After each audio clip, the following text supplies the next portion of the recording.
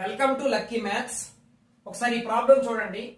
2000 రూపాయలను 5% వడ్డీ రేటు చొప్పున చక్ర వడ్డీకి ఇస్తే 2 సంవత్సరాల్లో లభించు వడ్డీ ఎంత? ఫస్ట్ థింగ్ ఏంటంటే, ఎప్పుడైనా 2 సంవత్సరాలు చక్ర వడ్డీ అన్నాడు అనుకోండి. చక్ర వడ్డీలో 2 సంవత్సరాలు అంటే చాలా ఈజీ.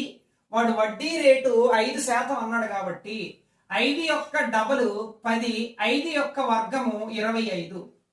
2 సంవత్సరాలకి చక్రవడ్డీ ఎప్పుడైనా ప్రతి 10,000 రూపాయలకు ఇలా మనం తీసుకోవచ్చు. అంటే 1025. అయితే 2,000 రూపాయలకు ఎంత అవుతుంది? ఇక్కడ 3 సున్నాలకి 3 సున్నాలు క్యాన్సల్, 2 1లు 2 5లు, 5 చేత 5 రెళ్ళు 10, 0 5 5 25. అంటే ఆన్సర్ 205 రూపాయలు అవుతుంది.